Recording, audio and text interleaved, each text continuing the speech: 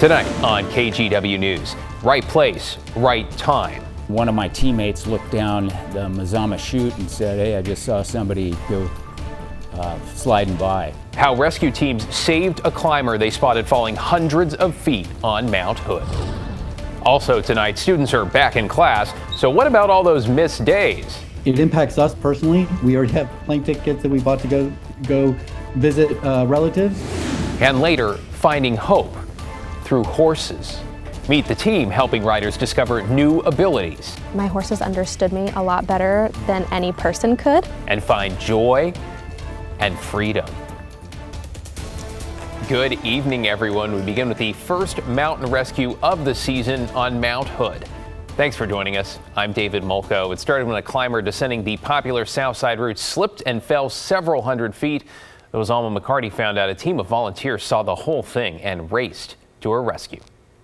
Sometimes it can be, a set of steps all the way to the summit, and other times it's ice all the way. And on Saturday, this group of Portland Mountain Rescue volunteers, led by Eric Brahms, happened to be in the right place at the right time. We do a thing called Ready Team, that we have people on the mountain in case something like this does happen. In this case, a climber who lost her footing and fell, sliding down the mountain several hundred feet. One of my teammates looked down the Mazama chute and said, "Hey, I just saw somebody go sliding by." Brahms says he believes the woman, a 36-year-old from Portland, had already summited Mount Hood and was on her way back down. Often, he says, the trickier part of the climb. A lot of people, are really tired and wiped out after summiting, and then climbing down, takes probably an equal amount of energy. Plus, he explains this time of year can be especially dangerous, even for an experienced climber. Conditions this time of year, vary, and right now they can go from, soft snow to firm to ice to boilerplate ice. Brahms said his team got to her quickly to assess her condition. Alongside the Hood River crag rats, they got her secured and stabilized and waited 7 hours for the rest of the necessary resources, like the rescue basket, before skiing her down to Timberline. From there, it was off to the hospital in an ambulance. I think she was happy to see us. She posted a pretty nice thank you. And while this rescue mission was a success, Brahms offered this advice to those thinking about hitting the mountain. You may be climbing beyond your experience.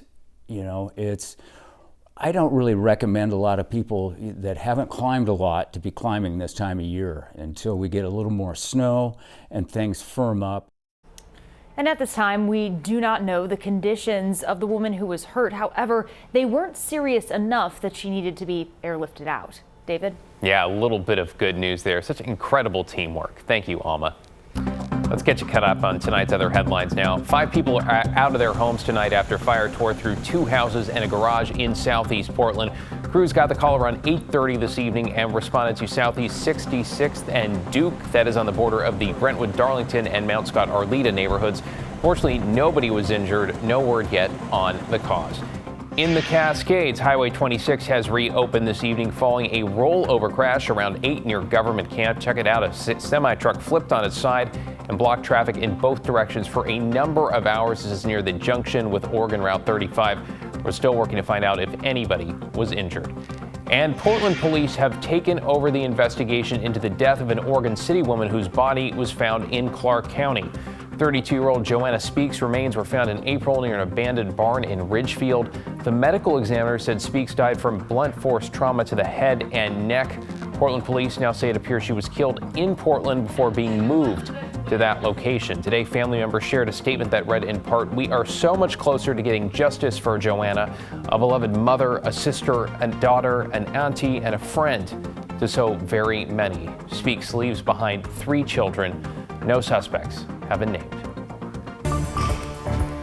Well, for the first time since October, some 43,000 Portland public school students returned to the classroom.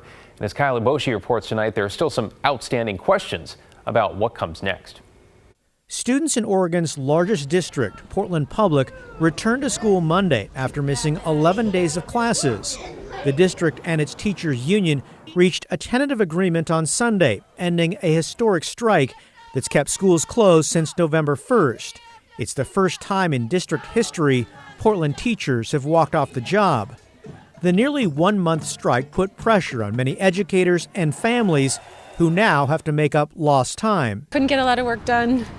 Got very, very behind, but it took a long time for the teacher just to get the class to a place where they could start learning, and now I feel like they'll be starting over again. The tentative deal provides Portland teachers 13.8% cost of living raises over the next 3 years.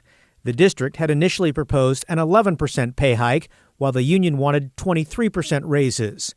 Additionally, the proposed contract gives teachers more planning time, increased mental health staff, and improved building conditions. The union had pushed for hard caps on class sizes, but ultimately dropped that proposal during negotiations. We feel like we have overall won a really strong contract and are really excited to get back to our schools with our students. According to the district, the contract will cost about $175 million over the next 3 years, resulting in significant budget cuts. In a message to parents, the district superintendent wrote, "This process has brought sharp attention to the state's underfunding of quality education."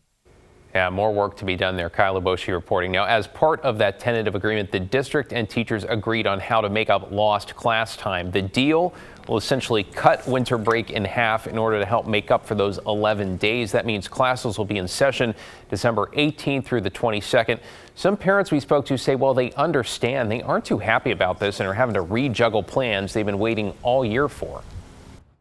Super happy to be back, but she's a bit concerned about the amount of work that's about to come because they've now fallen so far behind. The other makeup days are tentatively set for January 26th, February 19th, April 8th, and June 12th through the 14th.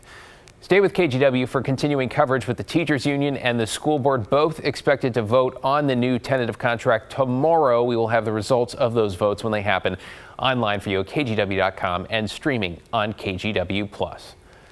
Well, that are a rough weekend for the Beavers, with not only that loss to the Ducks in Friday's rivalry game, but their head football coach leaving for a new gig. Jonathan Smith has accepted a job as head coach for Michigan State. We talked to people in Corvallis today who told us what makes it especially bittersweet is Smith's history at OSU. He was a walk-on quarterback that led to the Beavers to the school's best season when he guided them over Notre Dame in the Fiesta Bowl. That was more than 20 years ago. And then he came back and turned the program around as a coach. Here's how one student reacted to the news.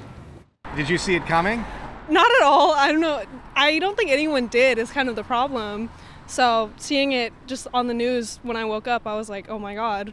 The school is now working with a search firm to help find a new head coach, and a little silver lining somewhere in all of this. The Beavers are officially bowl eligible. We'll find out next weekend where and when they'll be playing. We'll be cheering them on. You're watching KGW News, and straight ahead at 11, hope and healing on the back of a horse. Meet the incredible creatures helping guide people out of trauma and allowing others to discover abilities they never knew they had. Plus, a live look at the KGW toy box that I call to help us spread joy this holiday season. And the weather sure has been a gift over the last several days, right? With the sunshine that we've had, the clear sky. It's been a little bit chilly. It's been windy. Another great sunset at the Oregon coast for you right there. You know what, though? It's going to come to an end in a couple of days. Rain and mountain snow back in the forecast.